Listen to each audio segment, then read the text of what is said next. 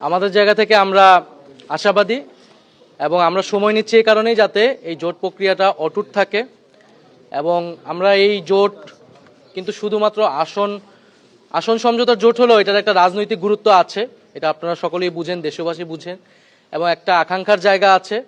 এই নির্বাচন প্রতিযোগিতাপূর্ণ হবে এবং আমাদের যেই এজেন্ডাগুলো রয়েছে সংস্কার, দুর্নীতি বিরোধিতা, আধিপত্যবাদ বিরোধিতা, সেই এজেন্ডাগুলোকে সামনে রেখে আমরা একটা ঐক্যবদ্ধ জায়গায় নির্বাচনে অংশগ্রহণ করব এবং সবাই সবাইকে সহযোগিতা করে একটা প্রতিদ্বন্দ্বিতামূলক নির্বাচনের মাধ্যমে আমরা গণতন্ত্রে উত্তরণ করব।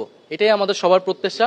একটা যেহেতু খুবই অল্প সময়ের মধ্যে এই জোট প্রক্রিয়াটা একটা নতুন দিকে যাচ্ছে, সেহেতু হয়তো একটু মতভিন্নতা থাকতেছে, আমরা সেগুলো আলোচনার মাধ্যমে সমাধান করছি। আমরা শেষ পর্যন্ত চেষ্টা করব এই জোট যাতে অটুট থাকে, তবে যদি কারো ভিন্নতা থাকে কিন্তু আমাদের এই জোট প্রক্রিয়া এগিয়ে যাবে। এটা তো সমঝোতা মানেই তো সবাই সবাইকে এখানে সহযোগিতা করবে, যার জোটের প্রার্থী হবে। এখন পুরো বাংলাদেশে 300 আসনেই আমাদের কিন্তু এখন আর কোনো দলের প্রার্থী না, মূলত জোটের প্রার্থী হবে। ফলে জোটের প্রার্থী যাকেই মনোনীত করা হবে বৃহত্তর স্বার্থে তাকে আমরা সবাই প্রত্যেকটা দল সহযোগিতা করবো। জি, ধন্যবাদ।